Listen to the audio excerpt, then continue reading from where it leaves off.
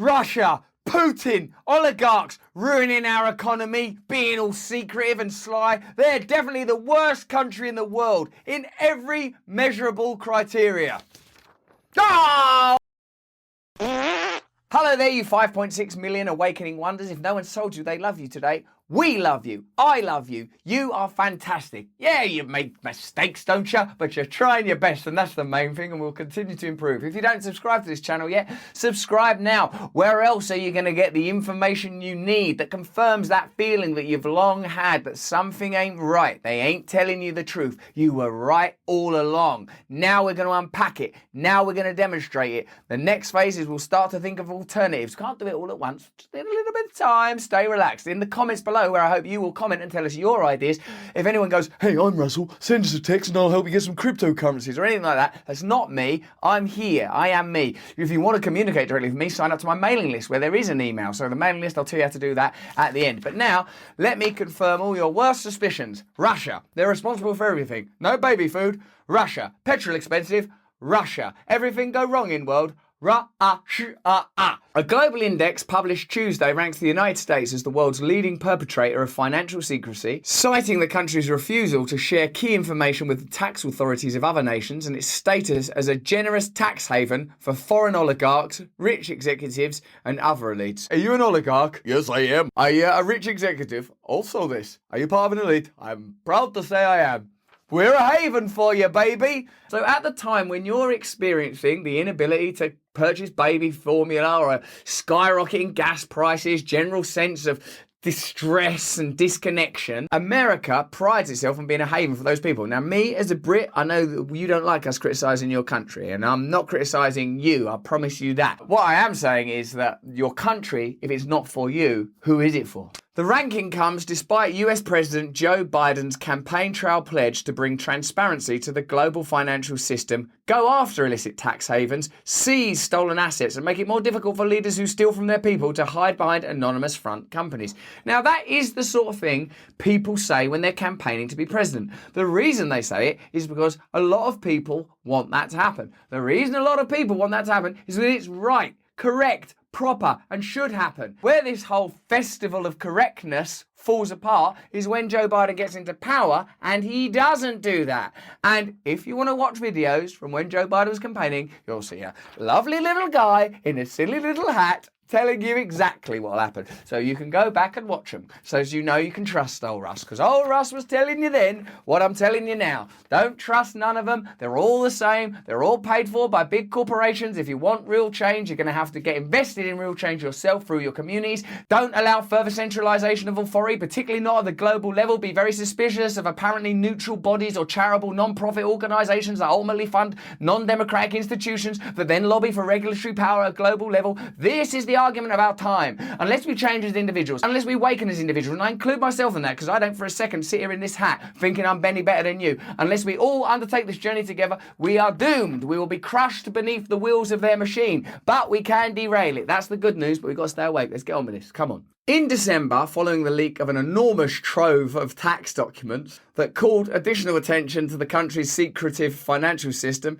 Treasury Secretary Janet Yellen conceded there's a good argument that right now the best place to hide and launder ill-gotten gains is actually the United States. It's funny that Janet Yellen had to concede that. Oh, okay, yeah. I'm sorry, it is the worst place, sorry. You want me to be in charge of the Treasury? Yeah, I know, sorry, it's embarrassing. Hey, come over here. We'll provide a haven. You're doing it right. I know, sorry, I should be doing it. Sir, come this way with your money. Park your jet there. No, hey, you're doing it right. I know, sorry, I got to admit it. What about you? You look great. Stop it! The latest edition of the Financial Secrecy Index, a project of the Tax Justice Network. No one of these bloody things. No one will tell you anything. You have to have open secrets, real America, Tax Justice Network. Unless someone digs this stuff out, no one will ever tell you it. Echoes that assessment, faulting the US for its weak corporate tax disclosure rules and overall lack of transparency.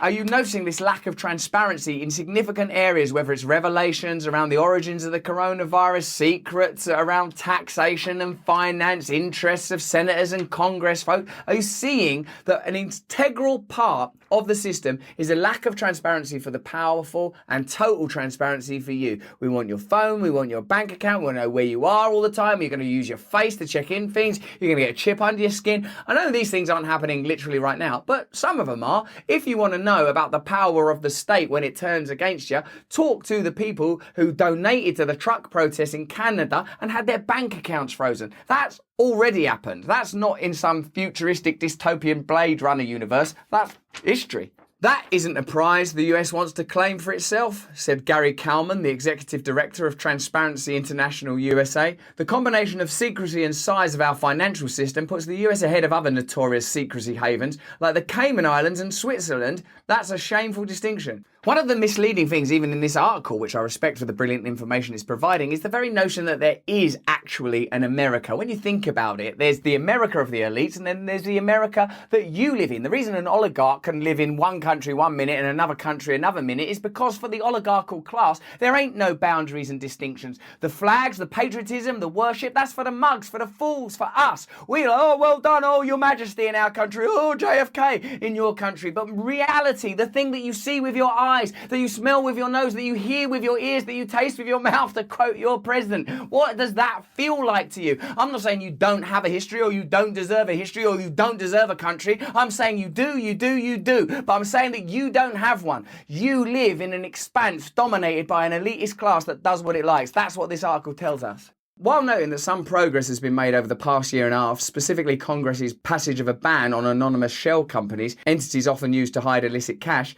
TJN found that the US now fuels more global financial secrecy than Switzerland, Cayman and Bermuda combined. And that's not a triangle you want to be in. TJN also stressed that the shell company law enacted in January 2021 is riddled with, wait for it, loopholes, such as limited definitions of which legal entities and beneficial owners must register, 23 baked-in exemptions to registration, and an absence of requirements on all trusts. You know how this happens, right? A bit of legislation is posted like, listen, people are really, really sick of these shell companies. Joe Biden's give a speech where he said we're going to stop all this kind of crap. Well, what are we going to do? We're not going to lobby you with all this money. We're not going to pay you all this stuff. We're not going to give you jobs when you leave your temporary job there in Congress unless you do what we tell you. Of course, this is what America really is this legislation. So what are you going to do? Well, can we pass it in a way that it looks like we've done something, but really there's all baked in like ways out and there's loopholes? Yeah, we can do that. That is what we will do. That's what we always do, because we don't work for ordinary people in America. We work for elites. You know that. I don't even know why I'm telling you this. It's almost like I'm actually doing a video. Wait! Ah! To improve on its dismal ranking, the US-based Financial Accountability and Corporate Transparency FACT Coalition also outlined a number of actions the Biden administration and Congress should take, including introducing consistent anti-money laundering, diligence and reporting requirements to the 11 trillion US private investment fund industry. This is not an anomaly. This is the system itself, this ability to move money around. So you can't undo that. You can't undo that. That's what that is. That's what the country is sort of founded upon. Again, I'm not just being disrespectful to like those of you that have got obviously deep connections to your land, to your country, to your family, to your culture, to your arts, to your religions, all of that stuff. That's not what I'm talking about here.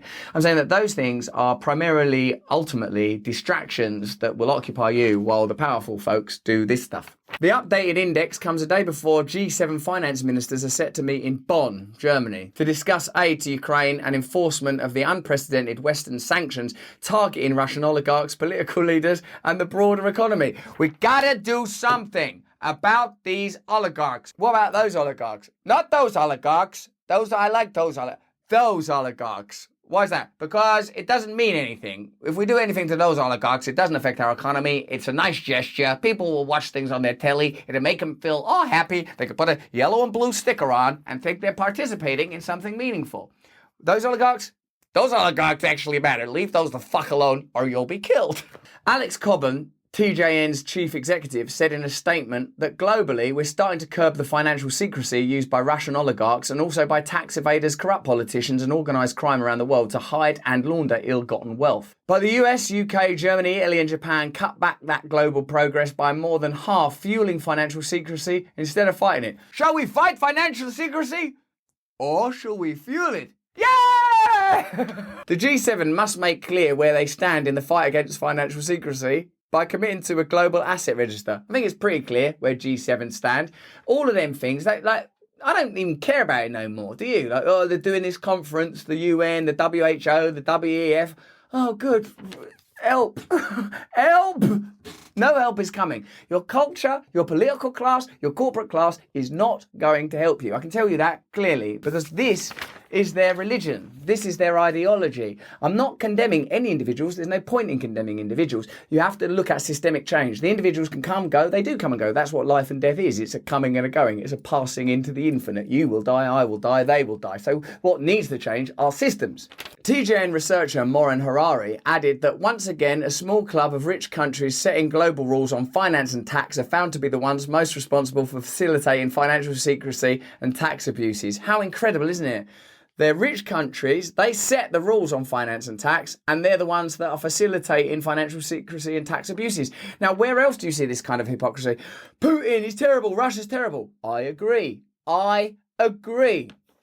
But is there anything that we could more directly control rather than that country over there? Well, the thing is, when we control that country over there, it does galvanise the domestic population, create opportunities for arms companies. If we start trying to focus on this country over here, I might lose some money. Oh yeah, no, focus on that one then. For decades, rich G7 countries courted billionaires, oligarchs and corporate giants with secrecy loopholes and eyes wide shut regulations, said Harari. The regulations they imposed facilitated the robbing of billions from poorer countries' public purses.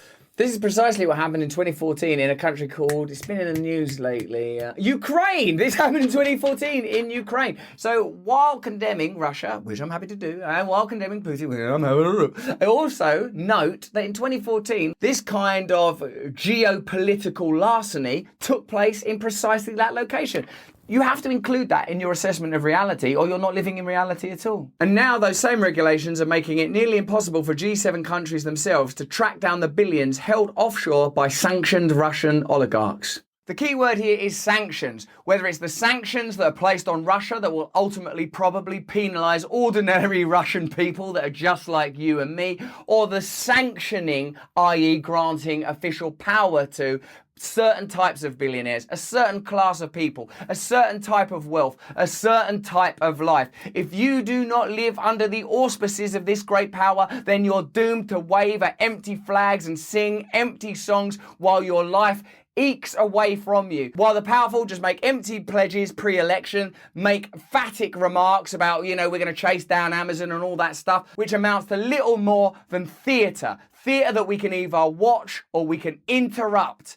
I'm beginning to think it has to be disrupted. But that's just what I think. What do you think? Let me know in the comments below. Give this video a thumbs up if you enjoyed it. Watch either one of these two. Remember, that's not me in the comments. If you want to deal with me more directly, sign up to my mailing list. You can email me there. I answer people's questions. I do all sorts of stuff. We do live Zoom calls and live events. Sign up to it right now. More important than any of that, though, please stay free.